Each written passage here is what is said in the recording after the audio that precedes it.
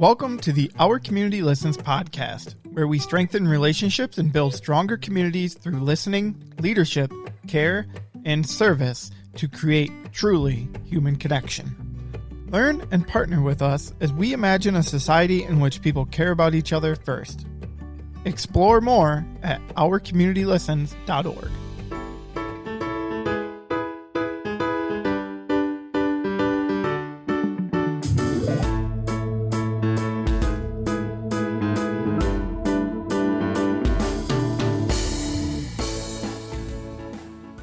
Hello and welcome to the Our Community Listens podcast. My name is Adam Solgott, and with me today is my regular co-host, as he's becoming, is Mike Desparis. Mike, how are you doing today? I am doing wonderful today, Adam. The sun is shining. It is spring out here in West Texas, so I feel great, and I'm super excited about today's guest. How are you doing? Oh, I'm doing well. It's been a hectic week around here, but it's coming along nicely. And I'm thankful that we were able to get this guest on our podcast and a little bit of short notice that we gave her. So I'm very thankful that Miss Shara Brice, who is the strategic engagement leader for Our Community Listens. Shara, welcome to the podcast. Thank you, Adam. Thank you, Mike. I'm delighted to be here. Shara, tell me a little bit about how you started with Our Community Listens and that you've been here since the very beginning. Is that right? I've been with Our Community Listens since 2011, when I moved back from England to the States, and we moved to Aspen, Colorado. And it wasn't long until I met Bob and Cynthia Chapman. And I heard about their work and his vision for building a world where everybody matters and building more caring communities. And Mr. Chapman asked me to go to lunch with him and with Mrs. Chapman, and they shared their vision. And they asked me if I would go to St. Louis and attend the communication skills training class, which I did in June 2011.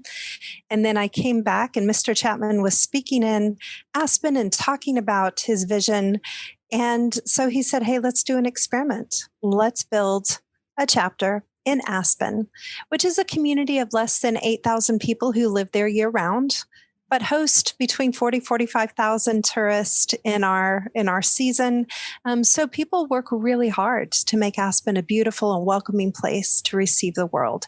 And so Mr. and Mrs. Chapman live in Aspen a good portion of the year. And they wondered, what if we shared this gift with Aspen?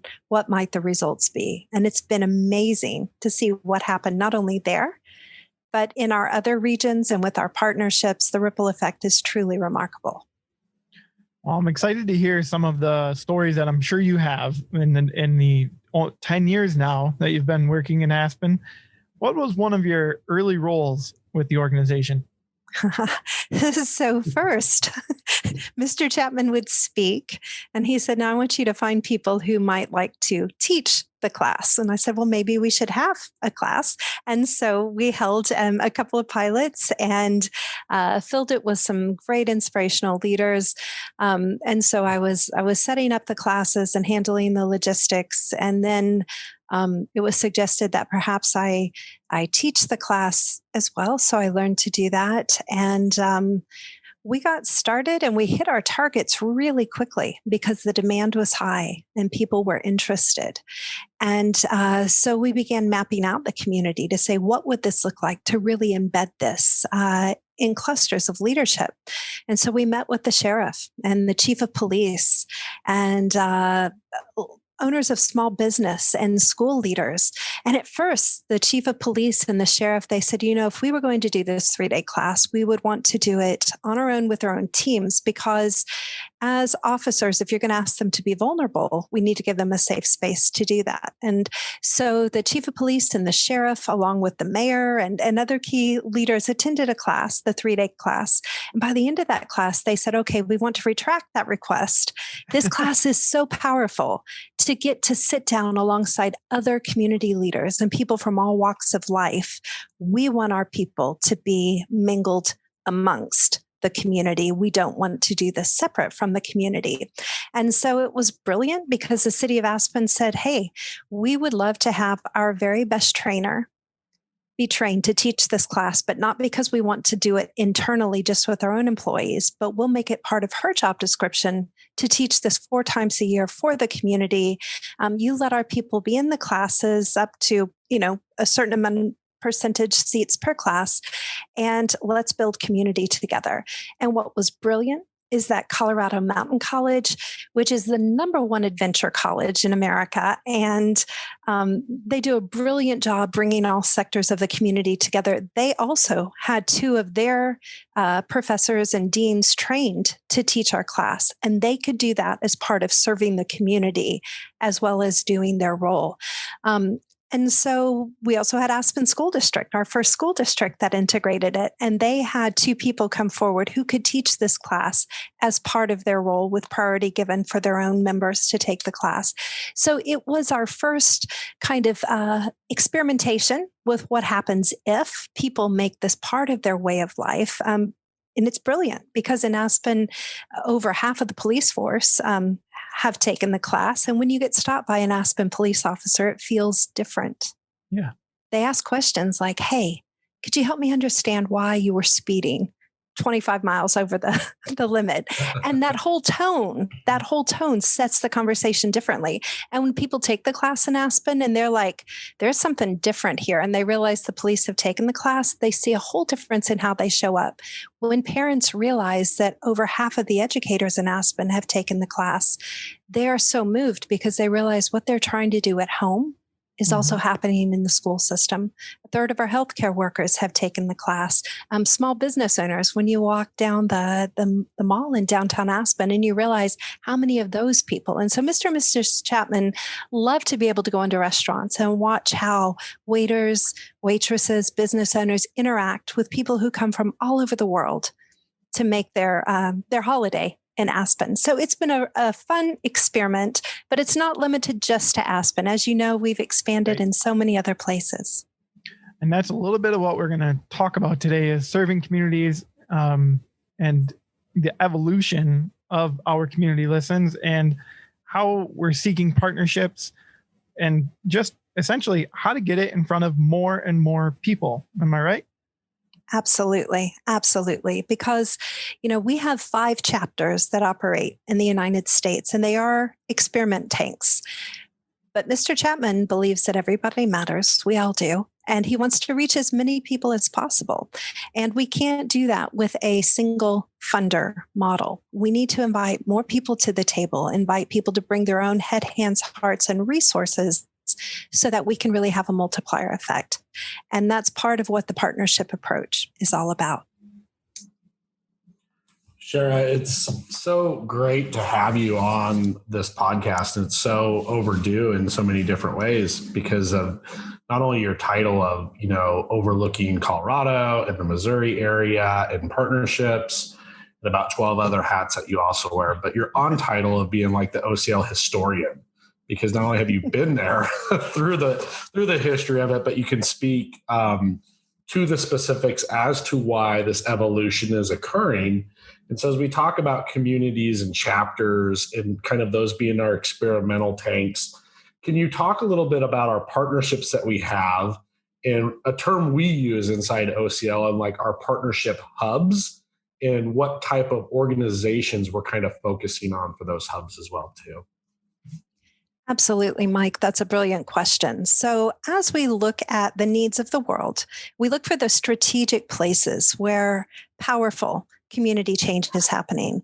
And with our community listens, we're focusing on 4 target areas to which we would love to partner. One of them is the military. And Scott Air Force Base was our first military partner. They have done tremendous work. Other military partners we have include Joint Base Charleston, Minot Air Force Base, and the Boopers Naval Installation Base in Tennessee. So our military partners, they teach our 3-day class as part of what they do.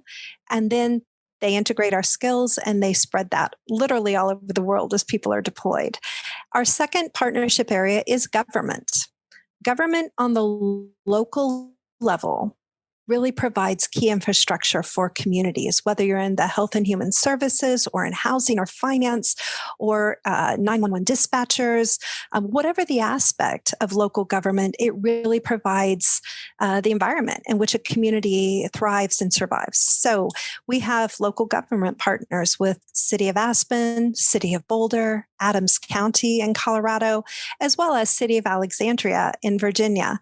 And then Metro West Fire in St. Louis, they have a team member on our team. So military, government, and then education. And Mike, that is your playground. But we really believe that if we can make a difference, whether it's in early childhood, primary school, secondary school, higher education, if we can support the leaders who are shaping the future generations, we can have a larger impact. And then the fourth area is our nonprofits, which is a lovely, large basket where we can embrace a lot of community and opportunities in that space. Yeah, and it's really interesting as we talk about nonprofits, because that just means there's so many different groups out there that operate in a nonprofit. Some are really large, some are really small, and we still want to find ways to connect with them. I know we've had several groups that are nonprofits that have like 4 people. Right. So how do we can still serve and support them with their mission as well? So that's going to kind of lead me to something that you talk a lot about in OCL, and you work with our partners, and I know you work with our community groups with this as well too.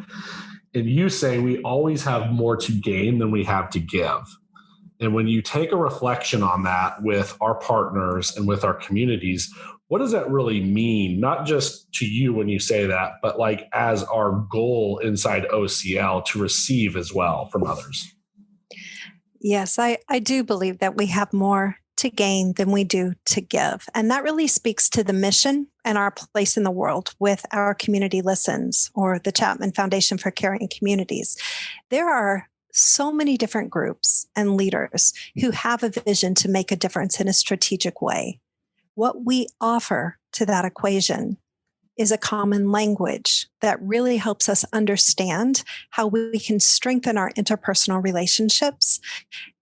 And there are choices we can choose to make as leaders that actually make us more effective. And so I've done community development work for 35 years. I so wish that I would have had this class and this skill set when I started out, because it's a multiplier. When we have these tools in common, we can all achieve what we've set out to achieve more efficiently, more effectively, and we can care better for those that surround us on the journey. So that's where, in terms of we have more to gain than we do to give, we're just offering this common skill set. But the mission and the vision of all of the unique organizations that we partner with, they remain truly theirs. We can just be a catalyst that help them get further, faster in the process.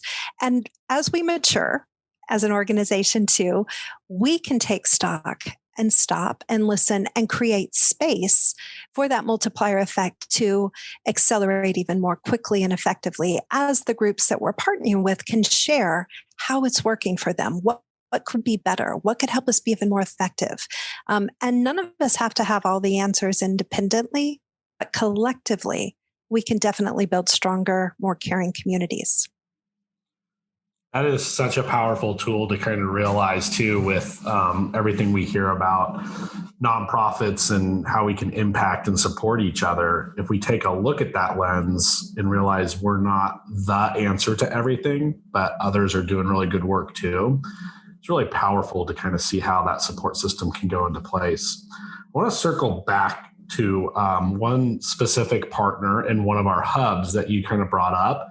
And that's inside the military sector, and it's Scott Air Force Base, because I know they've been probably one of the original partners, if not the first partner. They've definitely been around the longest. Talk about like how that's evolved over time, because they've ran a tremendous amount of classes with a big evolution of facilitators leaving because they've been deployed. I mean, what do you think the main thing that has kept them going over time has been? And if you want to speak about them a little bit and how powerful of a partner they are, that would be great as well. Yeah, thank you. Scott Air Force Base literally has produced thousands of alumni with our community listens. They ingrain the training into the foundation of their leadership. Um, and we have had many outstanding leaders come from Scott Air Force Base. The challenge is, while they may learn to facilitate for us and ingrain that into their culture, their first and foremost calling is to serve on behalf of their country, which means they get sent all over the world. So we build these great units of teams teaching, and then they get sent out. So, COVID has not been great, but there have been some interesting innovations that have come from it. And one of those things is that it's challenged us to reconsider how we do things. And there will be some changes and innovations made as we move forward because of what we've experienced over this past year.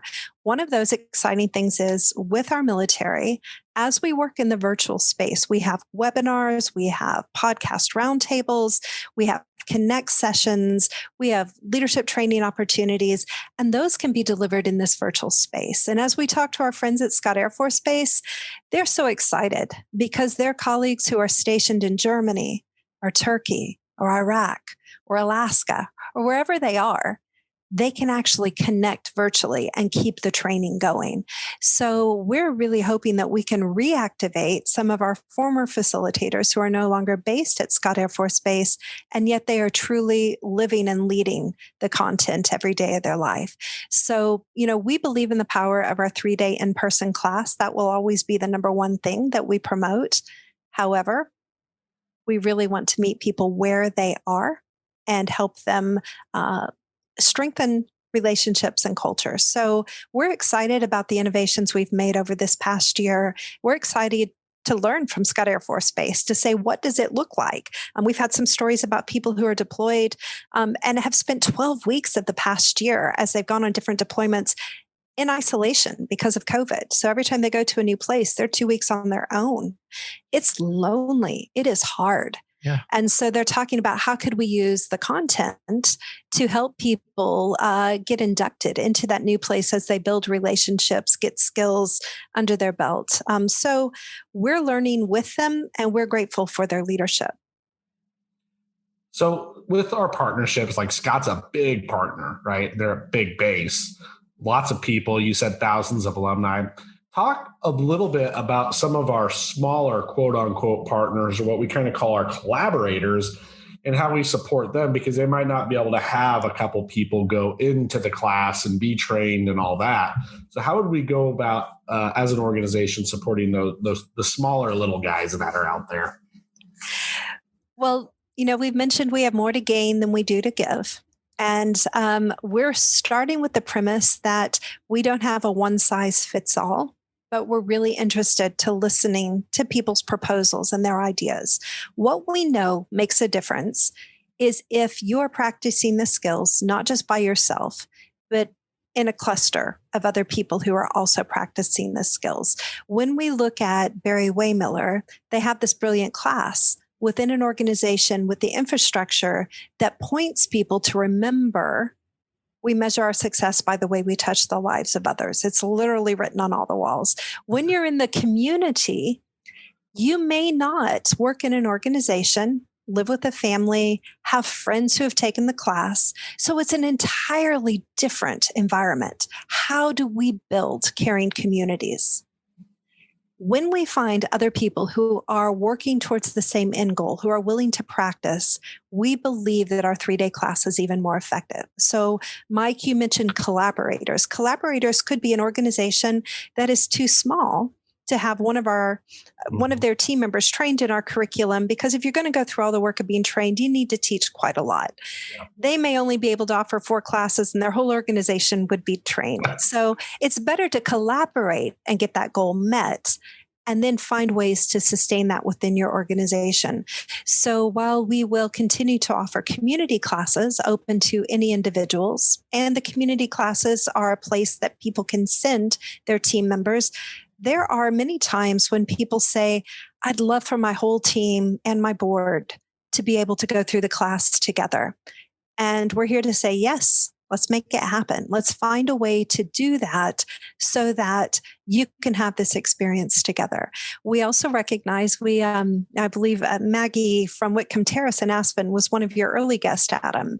Yeah. Maggie's an executive director of a residential care center where there are 12 members of staff who have to work 24 hours a day to care for their people. And so it took them 3 months with people rotating through community classes for their whole team to do it.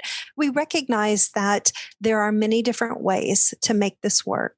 But for other teams or organizations, if they can do it in 2 or 3 classes and have it all done, they can actually move forward together with a common language. So we are here to help make that happen, so that people can continue doing the excellent work that they've set out to do. I think that's one of my favorite things about OCL and working inside. And then also hearing the stories of the collaborating groups that we can work with and finding unique situations and unique ways to meet their needs, to like, where are we going to do this training? You know, sometimes it's somewhere big and nice, and sometimes it's somewhere where we have a room and there's an electrical cord, right? But it's we find a way, and regardless of how nice the space is or how good the food is, you hear the same results with how it's changed lives. And I think that is so neat that we go beyond groups that are 3 or 4 people, 10 people, like you said, or massive groups like Scott, that we kind of fulfill a partnership with over time and build out as well too. And I think that's one of the flavors of our uniqueness that I hope we never lose. Absolutely. Absolutely. You know, one of my favorite collaborators over the years was Bridges Alternative School in the Roaring Fork Valley. Yeah. And their principal caught the vision. She wanted to have this training for all of her staff. And so she had to work quite hard to get it approved and set up, but she made it a part of their back to school induction training for the staff. Mm-hmm. And we like to have between 18 and 21 people per class. She had just under that. So she invited the community resource officer. She invited the therapist who sometimes worked with the young people at the alternative school. She took all of the people in the community that were advocates for her students and put them in one class. We asked that our collaborators provide the venue and the catering, and they help us with our materials and registration. This principal cared so much that she cooked the meals for her staff and served them lunch each day. She found the most comfortable chairs in the whole school and made sure that's what her people were sitting in. And that's how they started their school year, was taking the 3-day class and then deciding how they were going to apply and integrate that into the way they led, into how they confronted and they recognized and celebrated.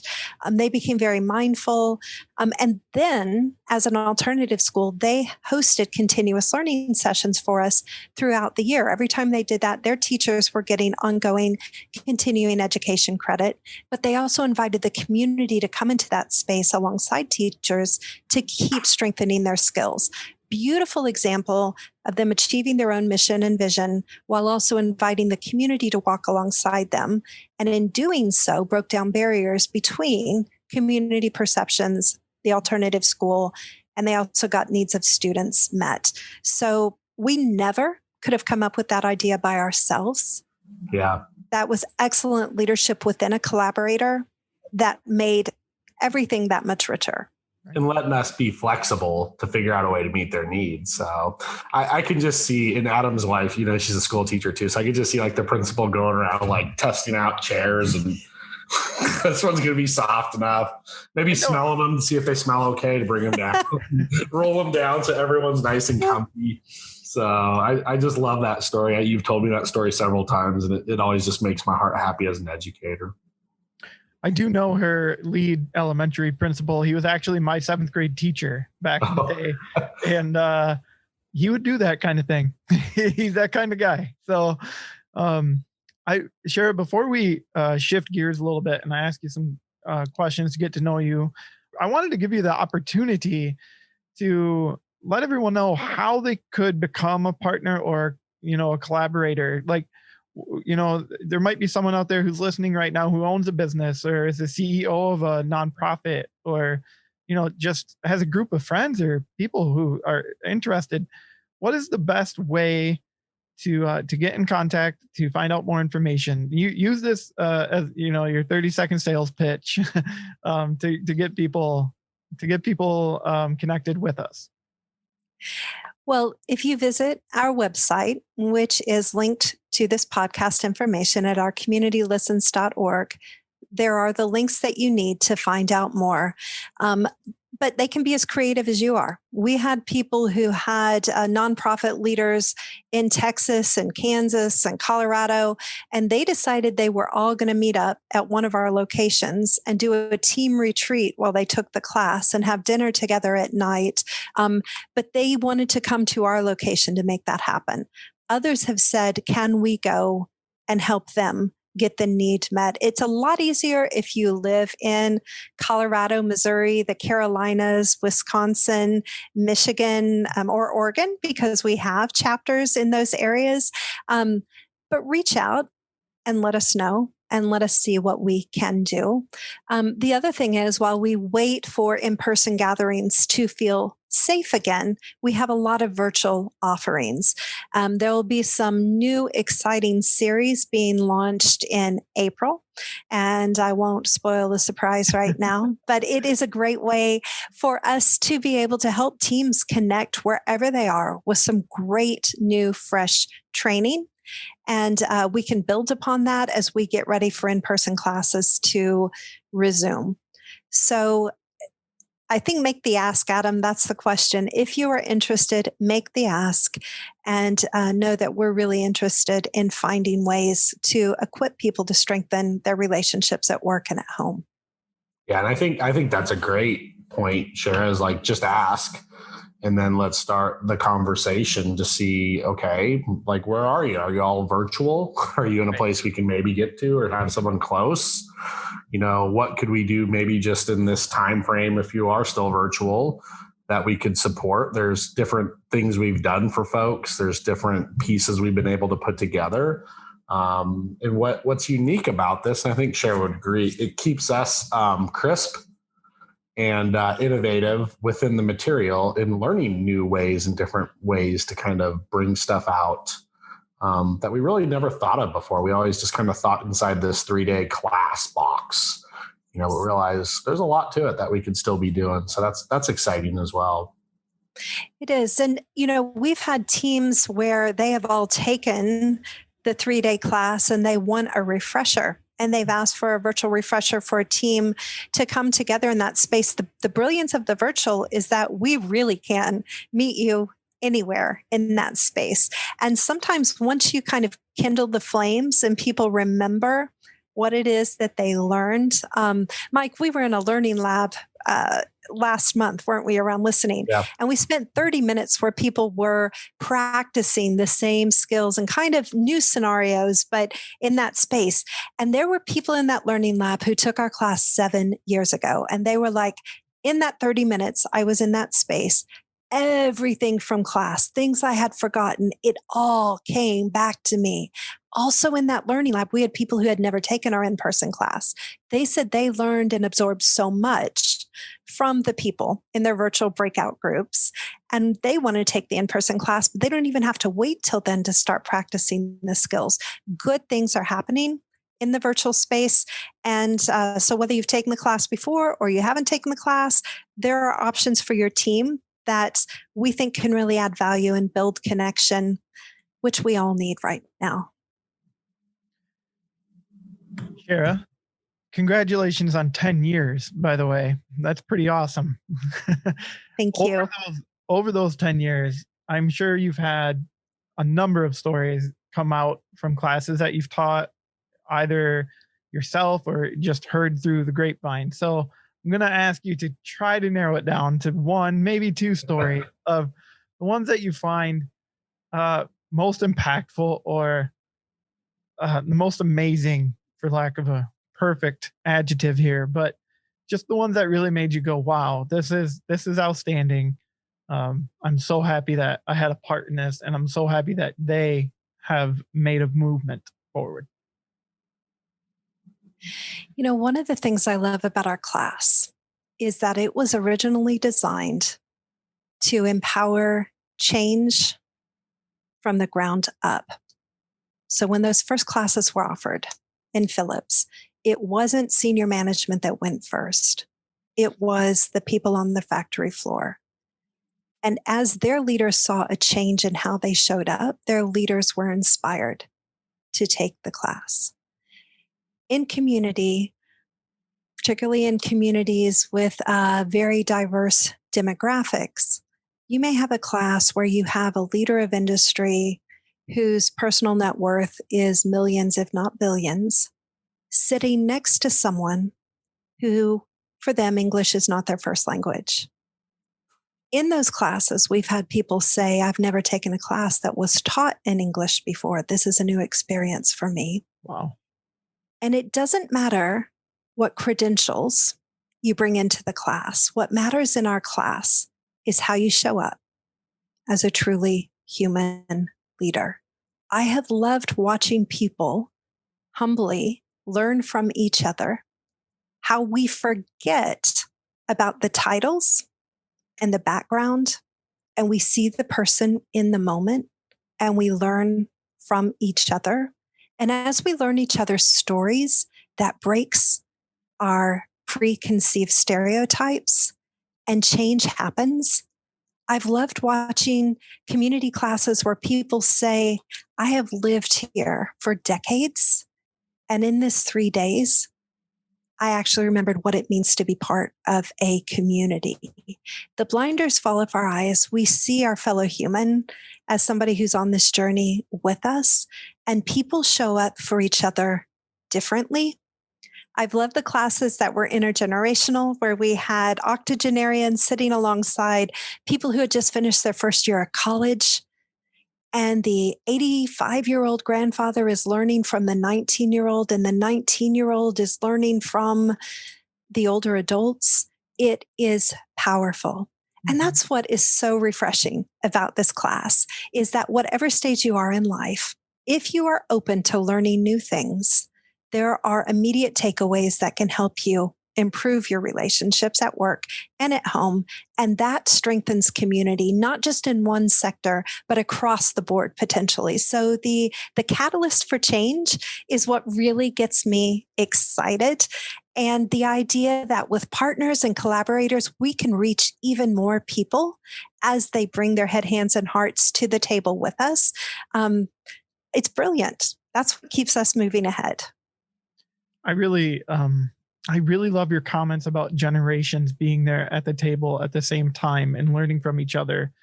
It reminds me of my wife's story when she took the class, and she's 30 something, an experienced teacher, career, but she's learned about her personality and how she really thrives.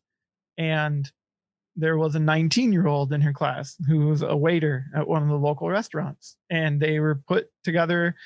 They were on a team together to accomplish a task, and he was kind of in charge, or like taking some charge, and she said, that is perfect, because he looked at her and hesitated because of the age, I'm sure, or I guess I can't guarantee it because he didn't say, but he hesitated, right?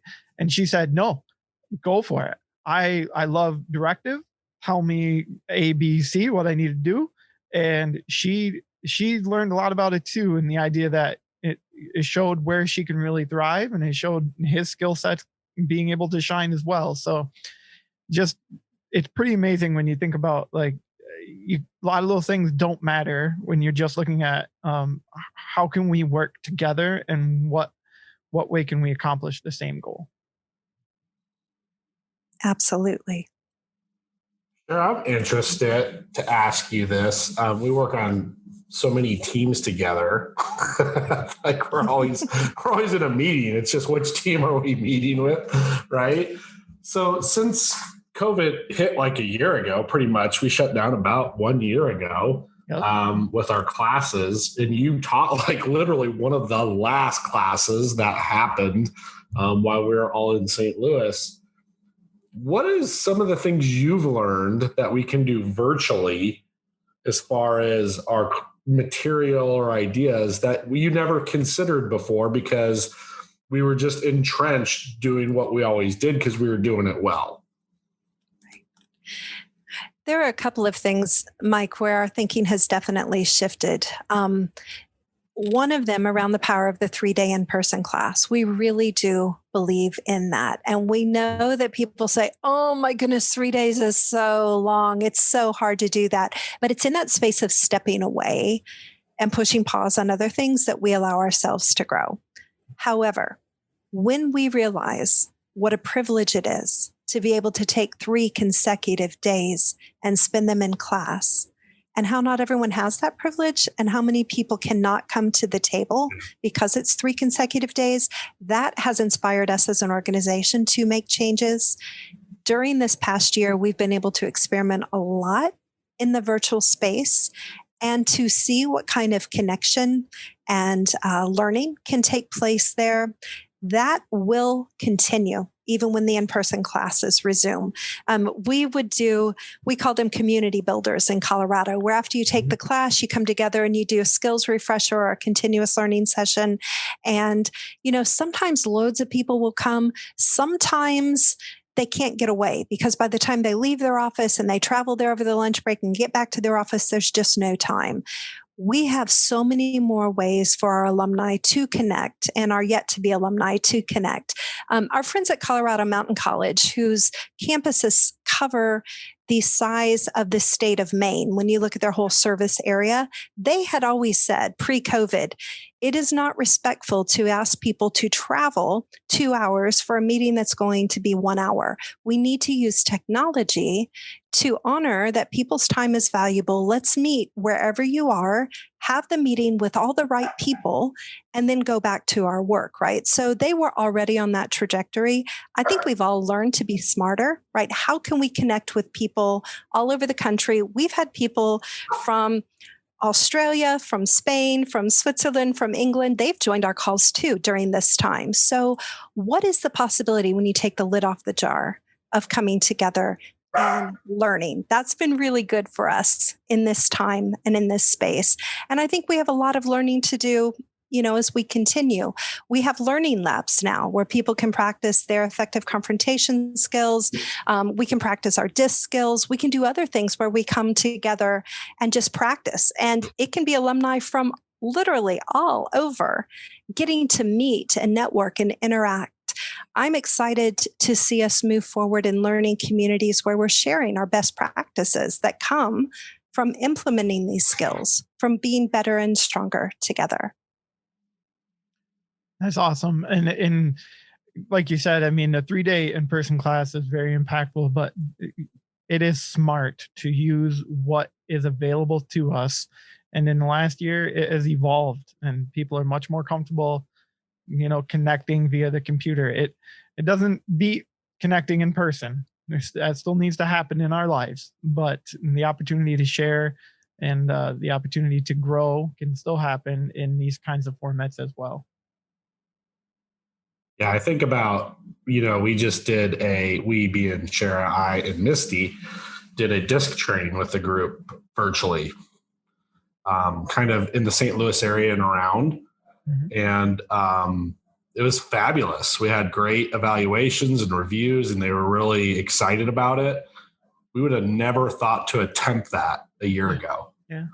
And so it's exciting to just learn, and sometimes we have to have the courage to just jump outside the box. You might not know this, Adam, but Shara also has another title as Queen of Zoom because she kind of took it upon herself to learn Zoom really well, and like breakout rooms and how you do different things. And we built a title called Concierge of how you support people in the Zoom environment as well, too. So we've learned, I don't know how much, but we've made every mistake possible on Zoom, except I can't really say that because every time we do a Zoom, we learn another mistake. There's always something to learn, right? Absolutely. It's definitely a time to play and experiment as we move forward together. One of my last questions here is, what skill have you found most beneficial for yourself and your family over the past 10 years? Depends on what day of the week it is, because I get to try out a different skill all of the time. My COVID buddies are my husband and my daughter. My daughter's 26. My husband and I have been married going on 29 years. They have both taken the class.